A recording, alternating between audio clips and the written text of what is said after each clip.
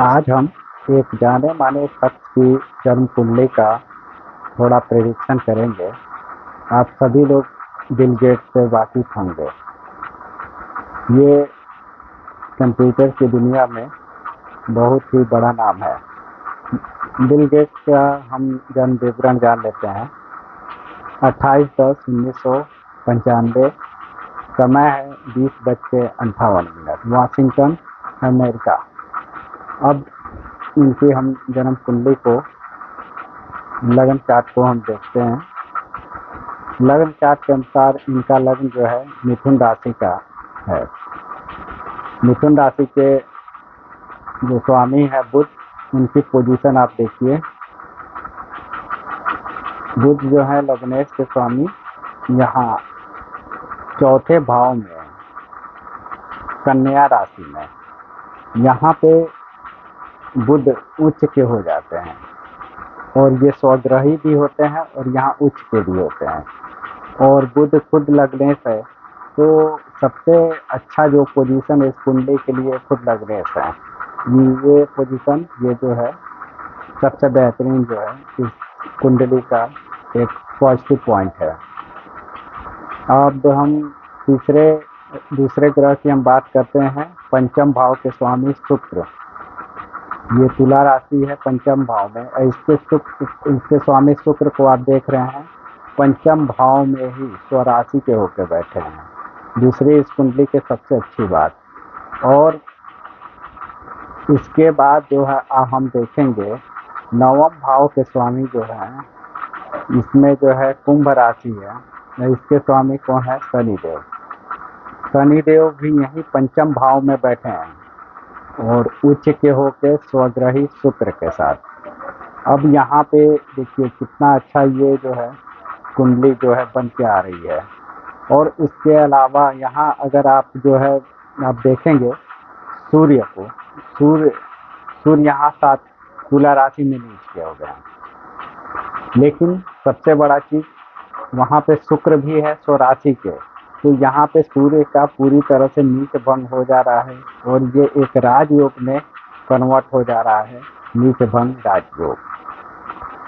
कुंडली में और भी बहुत सारे खूबियां हैं जिस पे चर्चा किया जा सकता है, लेकिन फिलहाल आप ये कुछ मैंने आपको मुख्य चीजें इस कुंडली के बारे में बताई है कि इसके जो तीनों जो त्रिकोण के मालिक हैं, लग्नेश, पंचमेश और नवमेश, ये बहुत ही अच्छे और स्ट्रांग पोजीशन में है इस कुंडली में।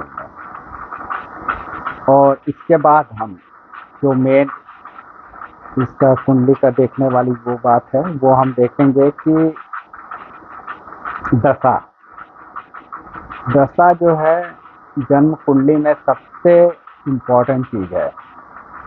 देखिए कई लोग की जन्म कुंडली में अच्छे से अच्छे राजयोग बनते हैं, स्ट्रांग योग बनते हैं, ग्रहों के बहुत अच्छे पोजीशन पे रहते हैं। मगर अगर उनका महादशा साथ नहीं दिया, पहले बुरे ग्रहों की ही दशा आने लगी एक के बाद एक, तो वो व्यक्ति कितना भी अच्छा राजयोग लेके बैठा हो, वो उसका फल नहीं भोग पाएगा। लेकिन कम ही अगर राजयोग और अच्छे ग्रहों का योग है और वो व्यक्ति के हर एक ठीक समय पे आ रहा है, जब उसको ग्रोथ करना है, जब उसको नौकरी करनी है, जब उसकी शादी होनी है, उस समय अच्छे ग्रहों की अगर दशा आ जा रही है, तो उतना ही योग जो है उस व्यक्ति के जीवन को बहुत आगे बढ़ा देगा, बहुत खुशहाली ला देगा। मगर अच्छे योग होने के बावजूद अगर जन्म कुंडली में दशाएं जो है साथ नहीं दे रही हैं, दशाएं समय पे नहीं आ रही है, या तो अच्छी दशा खूब बचपन में ही छोटे में निकल गई, या फिर अच्छी दशा एकदम बुढ़ापे में आ रही है, तो उसमें भी अच्छे योगों का कोई मतलब नहीं। लेकिन यहाँ पे आप देखिए ये जो बिल गेट्स की कुंडली है, इसमें हम आपको दिखा रहे हैं इनका दशा कितना ही शानदार और अच्छे से ये आया है, जिसका जो है पॉजिटिव रिजल्ट और परिणाम आप सभी लोग देख ही रहे हैं कि बिल गेट्स एक जो नाम है वो क्या मायने रखता है। यहाँ देखिए शनि जो है 1961 तक जो है इनकी महादशा है शनि की। और आप शनि को यहाँ देख ही रहे हैं लग्न चार्ट में क्या है इनकी पोजीशन। शनि यहाँ पे उच्च के हैं और भागेश होकर पंचम भाव में उच्च के स्वराशीय शुक्र मित्र के साथ में बैठे हैं। ये जो है बहुत ही अच्छा जो है ये साइन है। अब देखिए उसके बाद किसकी दशा आ रही है। 61 के बाद से जो दशा आएगी वो स्वयं लग्नेश की आएगी। लग्नेश बुध की दशा आएगी जो 1978 तक यहाँ पे चलेगी। और बुध की पोजीशन आप सभी देख ही रहे हैं। लग्नेश स्वयं यहाँ पे स्वराशि चतुर्थ भाव केंद्र में उच्च के हैं, स्वराशि है।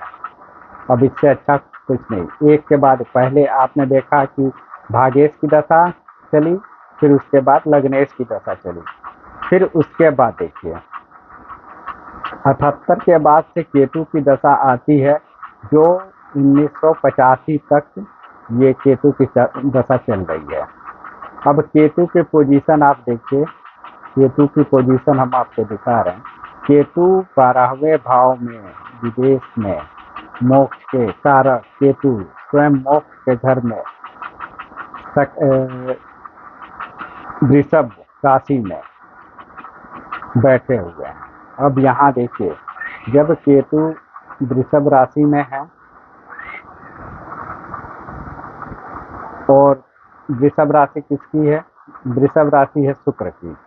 तो यहाँ से जो है शुक्र स्वग्रही है और त्रिकोण भाव में है, तो इस वजह से केतु भी यहाँ पे पॉजिटिव हो गए हैं। केतु क्या हो गए यहाँ पे, पॉजिटिव हो गए हैं, क्योंकि ये फॉलो किसको करेंगे, शुक्र को ही फॉलो करेंगे अपने। और मित्रता आपने पढ़ी होगी तो ग्रह मैत्री में भी ये केतु जो है शुक्र के परम मित्र होते हैं। चलिए उसके बाद हम देखते हैं केतु के बाद, केतु भी 85 तक इन्होंने भोगा। उसके बाद दशा किसकी आ रही है, शुक्र की। और शुक्र आप लोग सब जान ही रहे हैं, इस कुंडली में देखिए शुक्र यहाँ पे पंचमेश है और स्वग्रही के शुक्र है। अब इससे अच्छा क्या चाहिए। अब ये भी इनकी लगातार एक के बाद एक बेहतरीन दशाएं इनके साथ आ रही है। अब शुक्र है दशा ये चली है 2005 तक, परफेक्ट है, बहुत अच्छा है। उसके बाद देखिए सूर्य, उसके बाद आ रही है सूर्य की दशा। सूर्य की दशा जो है 2011 तक चल रही है। अब सूर्य की आप पोजीशन आप देख ही रहे हैं कि सूर्य यहाँ पे विपरीत राजयोग बना रहे हैं। सूर्य विपरीत राजयोग बना रहे हैं तो ये डेफिनेटली ये अच्छा ही जाने वाला है, इनके लिए ये पॉजिटिव है। सूर्य के बाद जो है 2011 तक ये जो सूर्य की दशा चली ये भी पॉजिटिव है। उसके बाद जो है आप चंद्रमा को देखिए, चंद्रमा 2021 तक चंद्रमा है। चंद्रमा तो ऐसे मिथुन लग्न में ये एंट्री होते हैं और क्योंकि सेकंड हाउस के लॉर्ड हैं चंद्रमा, ये मारक ग्रह भी होते हैं। लेकिन चंद्रमा की पोजीशन आप देखिए ये केंद्र में है। केंद्र में जो है 10वें भाव में मीन राशि में बैठे हैं। ये मित्र के साथ बहुत ही कंफर्टेबल हैं। ये जो है धन का भी भाव है। चंद्रमा धन का जो मालिक है सीधे सीधे 10वें भाव में कर्म भाव में बैठ गया और मित्र के राशि में बैठना ये सबसे अच्छी बात है। इस वजह से चंद्रमा का भी जो है दशा हम पॉजिटिव मानेंगे। तो चंद्र की दशा 21 तक क्या हो गई, ये भी पॉजिटिव आ गई। अब उसके बाद किसकी दशा आएगी, मंगल की दशा आएगी। मंगल की दशा आप देखिए ये 2028 तक चलनी है मंगल की दशा। मंगल की पोजीशन आप देख सकते हैं। मंगल यहाँ पे क्या है, मंगल यहाँ पे लाभेश हैं और ये 6वें भाव फ्रस्ट्रेस हैं। तो मंगल तो यहाँ पे इस कुंडली के हिसाब से एंटी ग्रह है, मगर आप इनकी पोजीशन एक बार फिर देखिए कि ये मंगल जो है 4th भाव में केंद्र में बैठे हैं और ये किसके साथ बैठ गए हैं, स्वराशि के लग्नेश के साथ। ये स्वराशि के ग्रह जो बुध हैं ये इनके वजह से मंगल यहाँ पे किसी भी प्रकार का गलत या बुरा रिजल्ट नहीं दे पाएगा जो इनको इनके में बाधक का काम करे। तो आप यहाँ देखिए मंगल को भी हम यहाँ पे पॉजिटिव के रूप में देख रहे हैं। तो एक तरह से देखिए 2028 तक इनके लगातार जो है दशाएं एकदम जो है परफेक्ट और बहुत ही शानदार रहे हैं। एक के बाद एक दशाएं इनको अच्छे से अच्छे मिलती गई है। तो ये सब बहुत बड़ा रीज़न होता है किसी भी अच्छे कुंडली के लिए, उसको व्यक्ति को अच्छे लाइफ जीने के लिए, सक्सेस देने के लिए दशाओं का बहुत बड़ा योगदान होता है। और एक के बाद एक अच्छी दशाएं मिलना ये सबसे बड़ी चीज़ है और इस कुंडली की सबसे खासियत है।